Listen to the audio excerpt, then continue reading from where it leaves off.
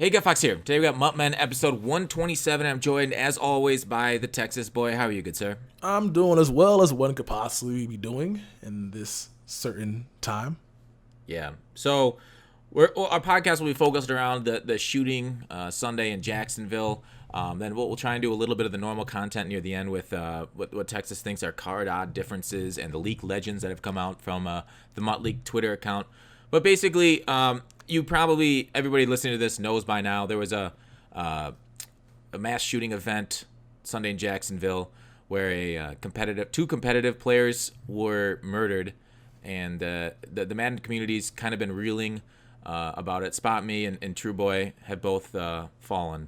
So there's been a lot of talk about raising money for the families for funeral costs and all that stuff. Texas, do you have any thoughts about Sunday at all that you want to share before we get on to other stuff? I'm not even sure where to start. Again, RIP to True Boy and Spot Me Please. I don't really know how to talk about any of this. This is something that I'm just not familiar with.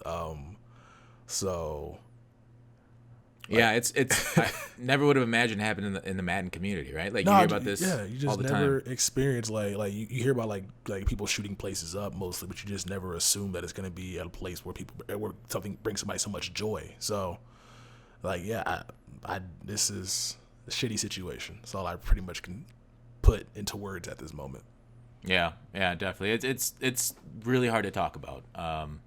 And there's a lot of things going around with it with EA and the community and stuff. And right off the top, I know there's a GoFundMe, and this is hard to say, but the person who's organizing the GoFundMe, I ended up Googling the name and after hearing from sources, but they do have a criminal record, which is, I don't know how pertinent it is to the GoFundMe, but we've seen issues. Now, I'm not saying there's going to be an issue. I don't say there will be an issue.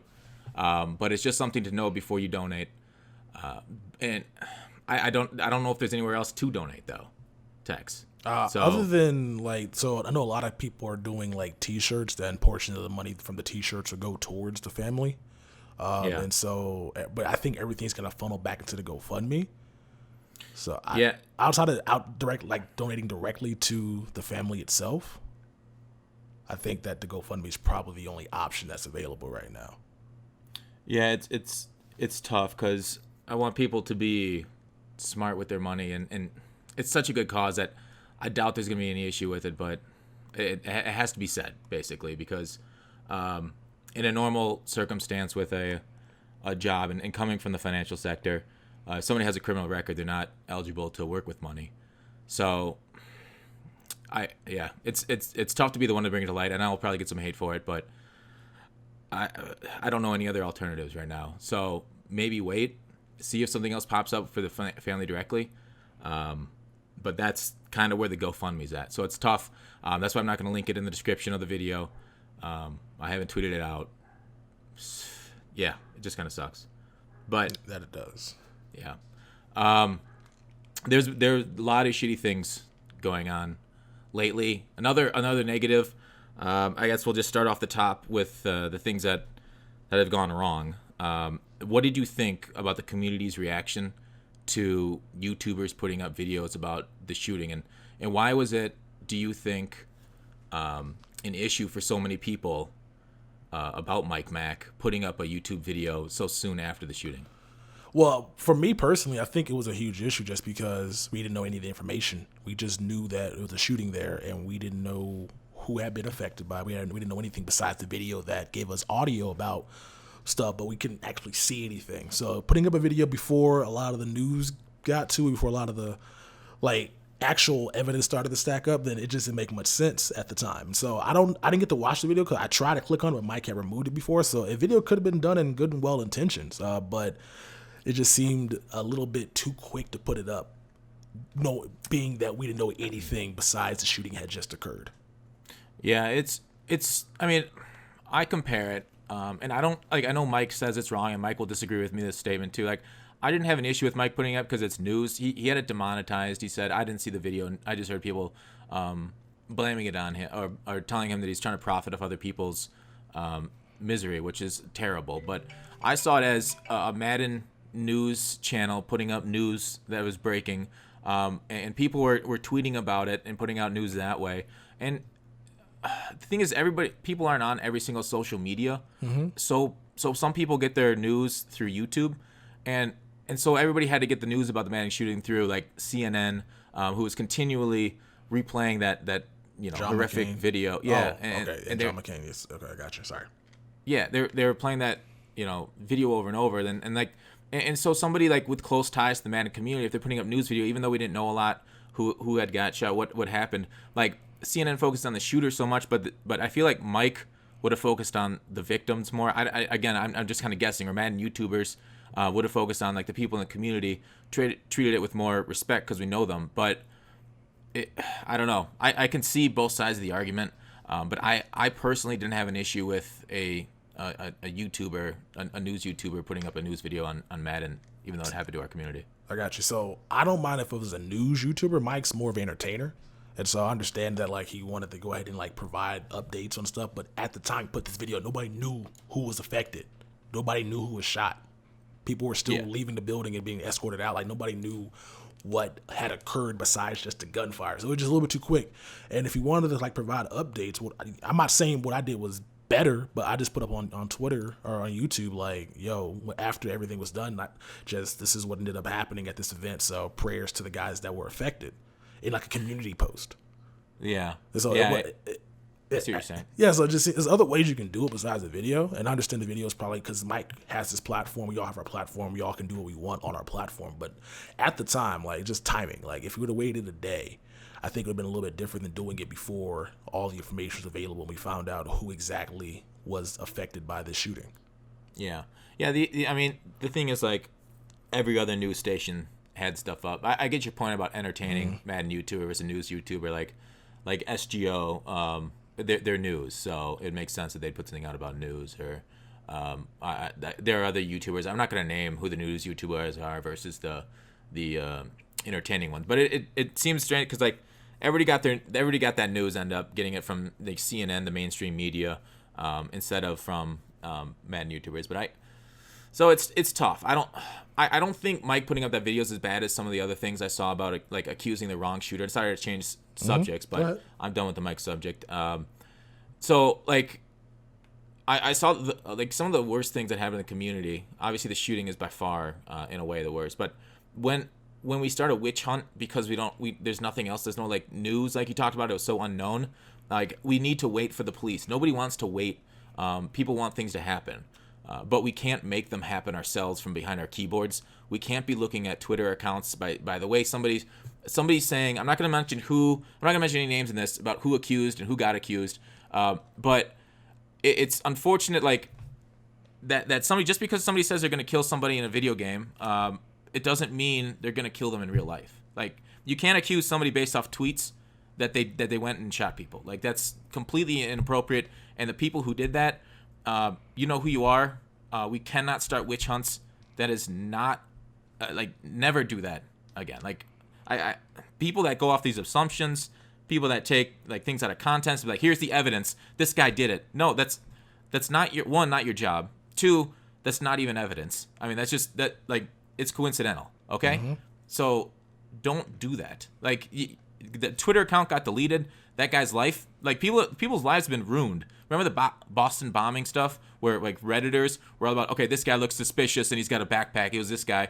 Like he was getting death threats. Like people were like going after him in real life. Like this stuff can legit ruin people's lives. We cannot bring like, and especially like content creators, you have a responsibility not to do this to people, not to call them out and accuse them of things. That's the police's job. So you have a platform. You need to treat it responsible. And that's my whole point.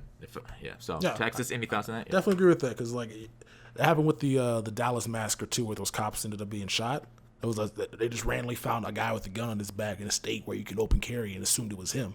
And then what ends up happening? Everybody thinks it's this guy. They find out his name because they can look at like people are good at that stuff, and then they can harass his family, and then nobody. It's never an apology afterwards.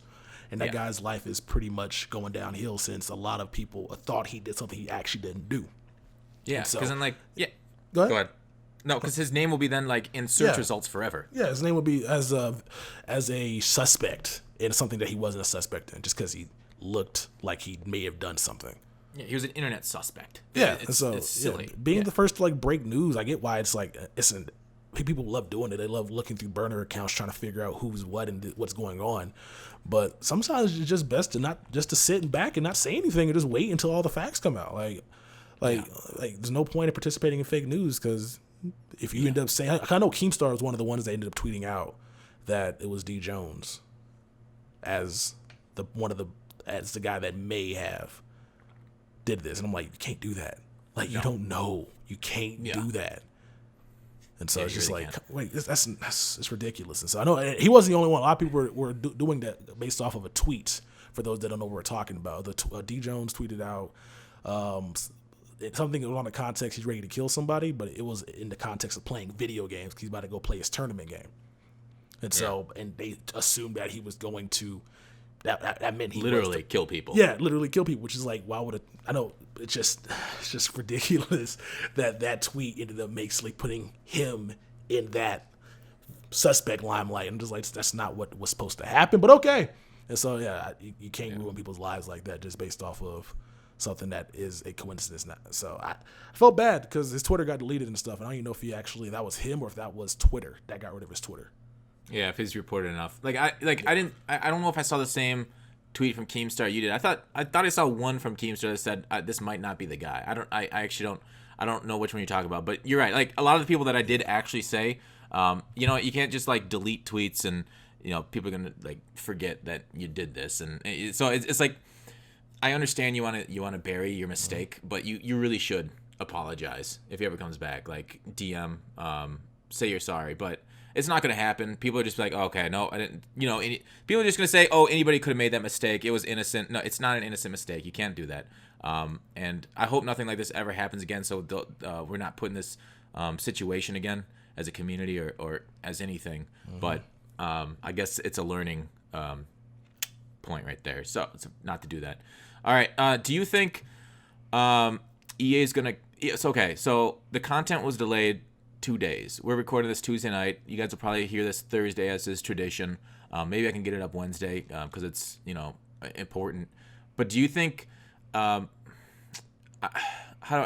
guess it's more news. Like, content was delayed. I don't think there's any... Like, I know a few people were angry about that. And EA had their flashbacks, heavyweights, and whatever, and veteran on a timer, so that got put out anyways.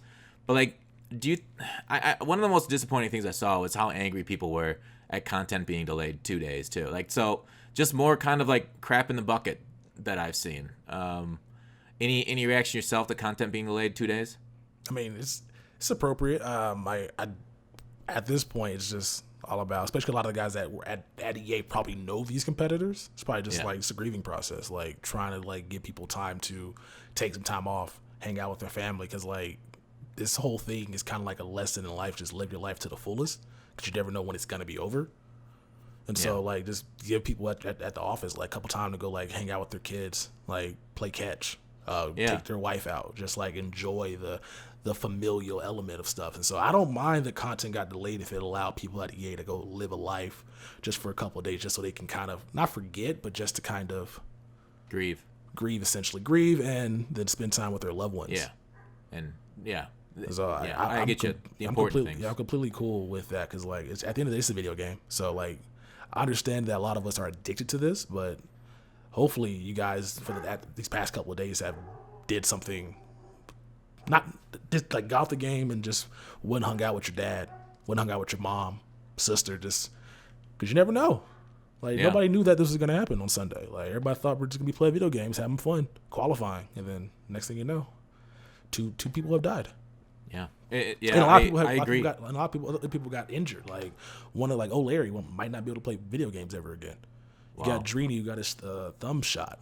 And then W got a bullet grazed by his head. Like, a lot of people were affected by this, so I'm cool. Yeah, with and the things like, it's not just the physical wounds; it's also the mental that the people were there. Like, like that's you can't really see it, so it's not evident to outsiders. But Like there's some serious like I guess what post traumatic stress syndrome that could very well affect these people that they're maybe burying. Like so, if you were affected, please talk to somebody about it.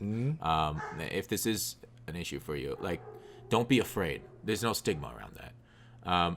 So yeah, I agree. I think EA they take all the time they need. Really, like content delayed 2 days. I don't think we as a community should be upset with that at all. All right, moving on. So EA is canceling future competitive events, at least the qualifiers, like the sanctioned events. They haven't talked about their majors yet. I think those are probably still going on. But I noticed Keemstar that he said he was going to hold a competitive tournament, so it's still there's still gonna be some more competitive stuff. Like you don't think this shooting causes the end of competitive Madden, do you? Nah, I don't think that's terrorism right there. You don't stop something because somebody does something that you don't like. No, I think all this did was just it's gonna change how people get into events and how security handles events. That's the only thing I think is gonna happen. I think EA even said to themselves they're gonna try to figure out how to work with like security companies so that way they don't have to that's why they're canceling. They can figure out a way to, I guess, hire and like better secure these places. So it's not gonna stop competitive. Like unless this keeps happening, like this is not gonna stop because it's something EA's invested in, and it's gonna make it a little unfortunate for a lot of the guys to try to qualify for this month to try to get money out of it. But at the end of the day, like who cares? Like at this point, make sure these events are secure and a safe place to be. Do we? Yeah. With this, like, do you think EA is getting blamed for not providing security at the event, right? Yeah, they are. Do you think is that EA's responsibility? Even I know they sanctioned it, but is that like a mall and like a gaming bar? Like, was it EA's responsibility to provide security there, like armed security and metal detectors to this event? So like I don't think it was because like I feel like we always like jump to blame to somebody, a company or a person that's responsible when like things happen that we didn't expect. Nobody expected this to happen. So like they've been having these competitive tournaments for the past 3 seasons, and none of this has never happened before. Yeah. And so I understand EA does like when you go like the EA Play, or you went to like the Orlando event, like they have security and metal detectors, but like they're not like frisking you. They don't search your backpack thoroughly. So if the competitive player went through the front door, he takes his backpack off, the gun still could have been in his backpack. If he came through the back with a metal detector, so we went to EA Play. Our backpack didn't go through metal detector. Our backpack went through.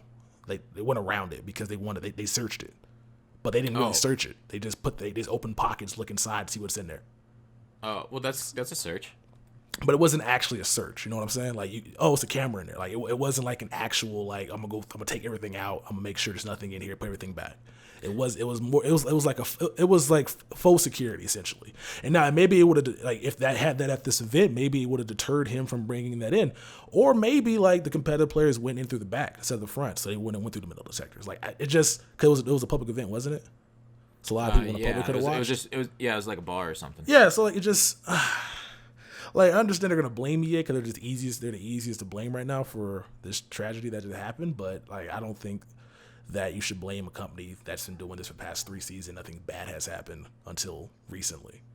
So, like, do you think EA is going to be sued over this? Probably so, just based off of the amount of people that were affected by it. And, I mean, maybe EA might get out in front of it and start, like, actually not contributing money, but like some people's lives may be ruined. Or Larry's a competitive player. He might not be able to play video games ever again. Yeah. Depending on how his surgery goes. And so if it comes back that he can't play, he's not going to be a part of his 2K league, which is his revenue source. And so obviously the GoFundMe's help out a lot. But if they feel like EA was at fault, like EA is going to end up being the one that has to. He's going to end up being in court because of this. So hopefully they got in front of this and take care of some of these like expenses that's going to be like medical bills and all that stuff because even though it wasn't like an EA event, they still sanctioned it and they probably need to take care of anything that happened at that event. Yeah, all right, so a lot of people said EA should put like packs in the game and stuff and have the community buy them. I think EA doesn't need to do that. I think EA should pay for all the funeral costs. They should step up for all that stuff. Like, I don't know if these people had life insurance, but yeah, EA should definitely step up and contribute that kind of stuff. Like, with the amount of I don't know, money they make off this game. Like they definitely need to not put more content in the game. They should just take it out of their own pockets and put it in. Don't ask the community to buy packs. And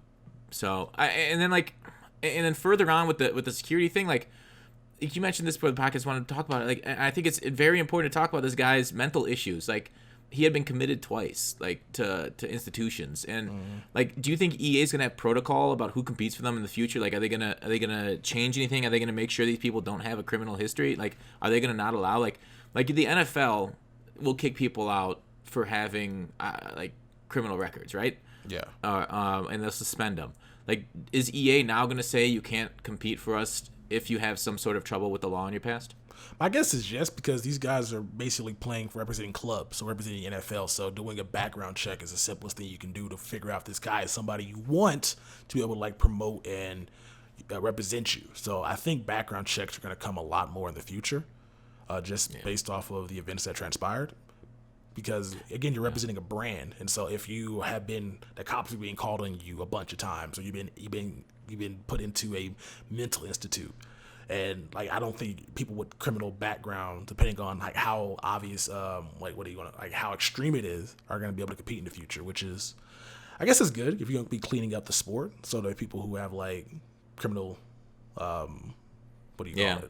Have arrests and have charges that are convicted, then yeah, I think they're going to end up not being able to play this. Which is, I don't know if that's good or bad, because you're kind of taking out a lot of people who may use this as to like if you were in prison for like 10 years and you've done nothing wrong, and you use Madden to like try to make some money off of, now you can't, then that's kind of sucks. But you're representing a company, man, and companies don't want people who work for them. My buddy at Taco Bell got fired for a misdemeanor for driving for drinking and driving. Wow. That's so yeah. Yeah, so you're representing a company and a brand, so I think background checks are going to be something that they end up doing a lot more, and that might affect a lot of the people that probably in their player pool currently. Yeah, it's tough because, like, on one hand, you want people to be able to reform themselves. Mm-hmm. On the other, you can't open yourself up to the risk as a company, and not many companies do. Like you say, with Taco Bell and the misdemeanor, and the NFL especially. So we'll see what EA changes in the future. I don't know. Only time will tell, and what EA ends up deciding to do for their esports. So another thing about the esports and stuff, MUT had decided to cancel their season 6 of their tournament and donate the money to the victims. So that's really cool of Rockets and MUT had to do that for them. Yeah, shout out to them for that. And then one final question on this, Texas, for you. Do you think this changes the community at all, and the way we treat each other, or anything in the community, this tragic event? I mean, hopefully for the long term it does, because right now everybody's coming together, working together, trying to figure out ways to help support the family going forward in the future, helping Spot Me Please's wife and infant daughter. I believe he has a daughter, right? And then helping True's family as well.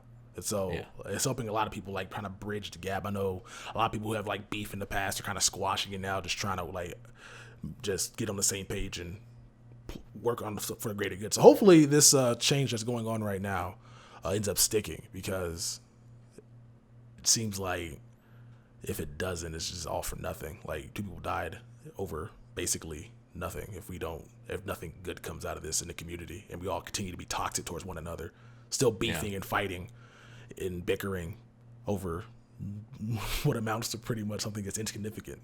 Yeah, it really does put in perspective all the amount of squabbles that we've gone through in this community and everything in our past and stuff. So I don't know, man, it's tough, but I hope it's not everybody's just their words and stuff. I hope it's more than that. I hope there's some real change and we come together as a community. But all right, moving on to more MUT stuff. Texas, you had a talk about card odds, specific, not just like overall odds. You think specific cards have specific odds tied to them specifically? Can you go further through that? All right, so super awkward transition. From me? Just going from like that to MUT, because people are going to be like, why don't you just do a special episode? I'm just going to be quiet. Anyway, so we're talking about odds. So whenever I'm pulling like get a player packs or just like doing the exchange sets for 62 overall silvers and up to like for the top tier, high tier silvers, it seems like you're pulling the same cards over and over again with no chance at pulling some of the top tier cards or power ups at least.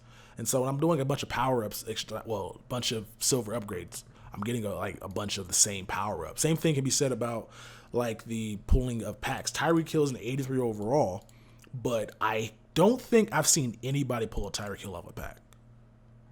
And so I got to thinking like. So we know the odds of certain overalls that can be pulled out of these packs, or the probability, I should say.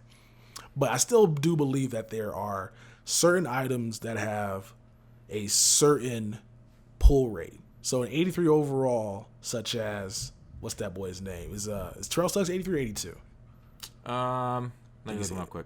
I don't know what Terrell Suggs is. What am I thinking of? We'll go to Marcus Lawrence, 83. DeMarcus Lawrence is an 83 overall, but he has a higher pull rate than a Tyreek Hill, even though they're the same rating.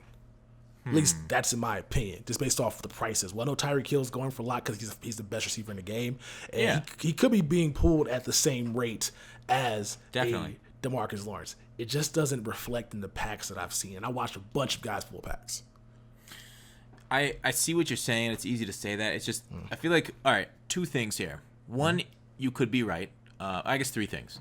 One, you could be right. They changed the odds. But two, I think it's because of one, I don't know, confirmation bias. The reason they're low price and we're not excited over their cards is because they're low price. It's not necessarily because they're rarer. It's just there's so many more of them that are low price than the Tyreek Hill.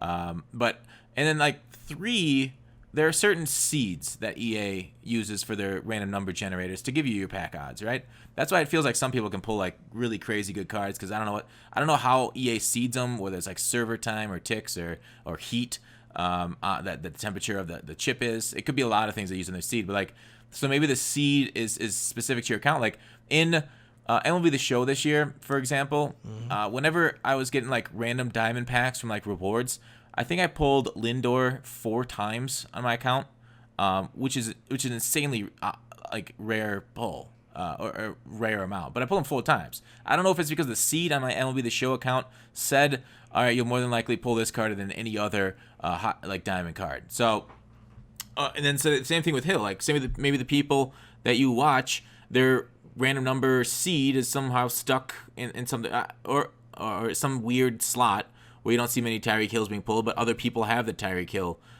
better chance of pulling him. I really don't know. It very well is probably just random chance. EA is probably, hopefully, smarter than that to be able to provide some sort of pseudo randomness to these card pulls. So I get what you're saying, where it doesn't feel like there's many of them coming out, but we're gonna need a huge sample size. Probably so. Yeah, because like even with the low tier power ups though, like I keep pulling like Rashad Jones. I keep pulling like Kenny Clark's.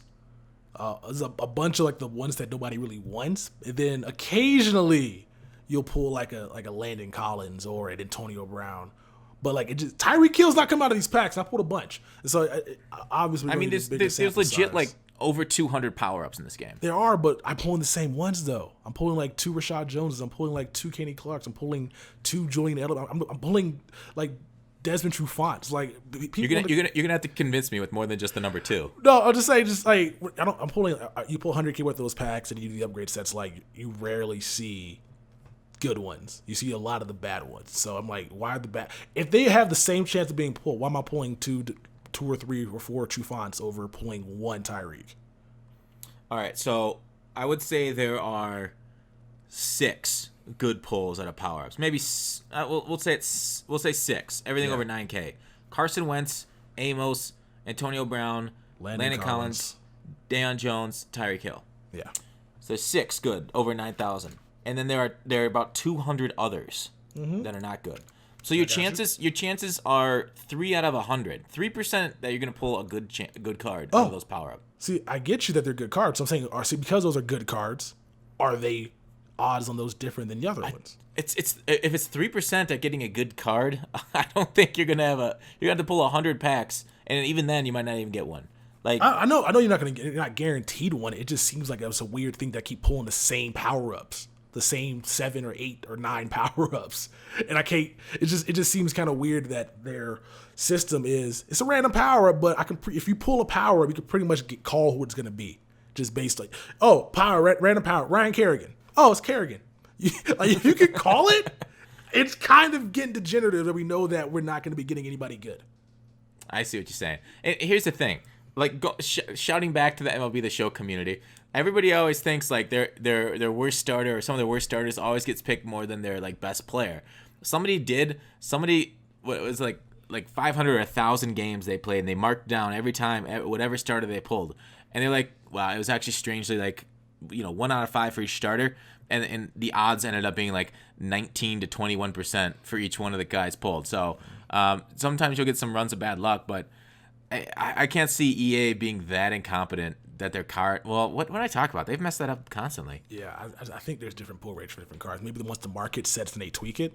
But I will, once I get some more coins. Once I'm gonna do. I kind of need silver tokens as it is, so I'm just gonna keep pulling to those packs, and then I'll keep track of what I get. You should write it down like an Excel or something. Write down every single power up. Like, I pull Tyreek Hill. You gotta pull like once. 1,000. You gotta pull I don't know, like 1,000 or 2,000 of them. Yeah, I pulled Tyreek Hill one time. That was I was during pre-Madden launch. Power ups out of those packs, but before the game came out, this is why I think they tweaked it, because you would do the exchange set, you're getting a power up, and then you would pull to get a player pack, you're getting a power up. Like, power ups are popping out of packs like crazy. It was power ups and rookies. Those are the only 2 cards. Now do the exchange set, I just get nothing but 68 overall silvers, not even rookies or power ups. So, like, something got tweaked, bro. Again, maybe it's just a conspiracy that pre-launch packs are better than launch packs. That's been going on for the past like 3 seasons. Yep. But it's something different about what they were before launch. And then now, I pulled Tyreek Hill in a pack before launch out of a pro pack, and I just haven't seen anybody pull those cards anymore. That's why he's going for 70K sometimes on fucking Mudhead. He is going for a crazy amount, but I mean, it's because he's so good and he's so fast. Well, even his power was going for like that much. People blame me for this. I was price fixing cards when I said do Tyreek Hill's power up. It went to like 70K. You're not wrong, and they aren't wrong either. Like, you told him the right card to go after because he's so effective on the field. Yeah. But they're also not wrong because you did increase the price because you made more people aware of it. It's kind of like when I did my MUT Squad's how to level fast video. People were happy at me, but then people were sad at me too at the same time, because the people that knew about it and they were leveling up accounts pretty easy. They're like, oh, I can't believe you exposed this. Now everybody gets into MUT Squads and they leave. And I'm like, well, I know. I from now on I'll just send them out to Twitch subs, so that way the greater community can't get it. So now it's best of both worlds. So it's funny because like I was doing that as well because nobody wants to play those games to begin with. Like, so I got into a game. One of the guys I was playing with a sub, and he said he was trying to quit, but I quit before he did. So he just finished the game. Oh, did he really? Yeah. So it's like it basically comes down like to bro code. Like whoever if you quit first, and you quit, if 2 people quit before you, you gotta stay. You gotta stay and finish it. That's kind of how it works. I don't know how to respond to that, but I kind of like it. Like, if you were incompetent and didn't hold the pause button down to quit, and they leave before you got to stay and finish. Yeah, I like that. That should be the code from here on out. Like, yeah, that's how we do it. Yeah. And so that's how you know. For anybody who doesn't know what I'm talking about with the MUT Squad's glitch or experience level glitch, check out my YouTube channel. You're already on it, or if you're on iTunes, the 3 of you that watch on iTunes, go check out my YouTube channel. Leave a comment and talk about how Texas is your hero. All right, let's talk about these leaked legends. So I put out a video a couple weeks ago talking about the legends and their names that are in the game files of Madden, and everybody's like, no way, these guys, no way. Because even myself, I was very skeptical. I hedged my bets, as Texas said, and for rightful reasons, because guys could be in game code for legacy reasons. This game code has got like 20 years of legacy content into it. But here's the thing. Mudleaks comes out today, and he found another thing backing up the Legends thing, because he found like a hidden Ultimates roster with the names Favre, Walter Payton, Mike Allstott, Irvin, Mackey, Largent, Lane, Jack Ham, Ken Houston, Harris. Who's Harris? Oh, Chris. Oh, it was Harris from last year. Who was that? Who was it? Cliff Harris? Cliff Harris, yeah. Yeah, Winfield. Dave Winfield's a baseball player. He was also drafted. Antoine Winfield. Oh, Antoine. There it is. Yeah, who the hell's Dave Winfield? Dave Winfield is a Hall of Fame. He was the only player. I think he's one of the only ones that ever got drafted in 3 sports: NBA, MLB, and NFL. The Hall of Fame and MLB is a joke because Barry Bonds ain't in it, but we ain't gonna talk about that today. Yeah, he'll get in eventually. Maybe in a few years. He's good enough. In a few years, he should be he's right now. He's a solid player. Hey, if anything's ever evident to people, not to be an asshole, look at Barry Bonds and Terrell Owens. Yeah. Anyway, they got screwed over because they screwed over people during their career. Ray Nitschke, Jackson from last year, Jones, Page, Sapp. I think there's Lawrence Taylor at left end. No, who Taylor? Jason Taylor probably left end. Jason Taylor, yeah. Why can't I think? I can only think of Satchel Paige, another baseball player. Page, the great Alan Page at D tackle. That'd be amazing. Greatest D tackle of all time. Him and Mean Joe Green, greatest D tackles of all time. Are they Steelers? What? Are they? I know. Well, is Alan Page a Steeler? No, Viking. Okay. I thought you were just gonna be like going because they both play for the Steelers. I don't know these old players, bro. That's why I don't use any of these legends. Yeah, Alan Page was before my time. Yeah, a little before everybody's time probably that's listening to this. And then he went through more like Elway, Montana, Otto Graham. They have a D generic guy in here. Steve McNair, Warren Moon, Aikman. Let me keep going through the name list. Antonio Barber, we know Willie Brown, Renfro, Eric Allen, Troy Vincent again. All those are names again. Did I say Ray Nitschke, London Fletcher, Willie Lanier, Singletary? Fletcher's back. That's interesting. Yeah. I wanted the slow linebacker that can hit hard. Abraham, McGinnis. I said Peyton, Falk, Marcus Allen, Emmett Smith, Dorsett, Bo Jackson, Bettis, Campbell. Did I say Herschel Walker, Okoye, Maurice Jones-Drew? I mean, all these guys were names that I put out in my video. George Blanda, Sammy Baugh, Kurt Warner, Cunningham, Culpepper, and I think that might be it. I think I said all the names. Yeah. So Charles Woodson? You probably did. Yeah, Charles Woodson is there. Yeah, but no Polamalu as of yet. If he's in the game, he must be hiding him. Yeah, I mean, there's a lot of names that I said that aren't in this list, but like I said, maybe that's legacy. Unfortunately, I hope he's not legacy. I hope he's in the game. He needs to be in the game. Yeah, like especially because I mean, we do. He needs to be in the game. Like there's certain staples of MUT we just need to have, and so Trey Polamalu's, Peyton Manning, like guys like that we need to have into the game. Yeah, I agree. 100%. Put him in EA. Pay the men. Yeah, I mean we'll buy the packs for him. Like I don't know why y'all being cheap. I know y'all like to say we offer everybody the same amount of money, but like no y'all don't. Put them in the game. Pay them. Like if I was a player, bro, I want a percentage of your pack weekend. Yeah.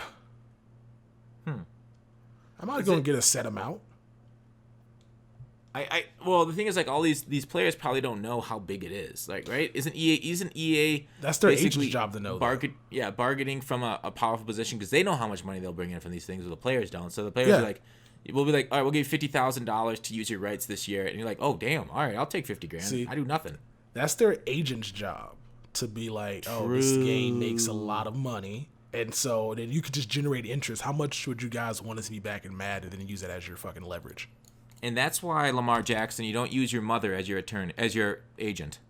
You get somebody that knows it. Unless she was already agent before, but she has not been like inexperienced. Yeah, that's why you don't do that. Get yourself.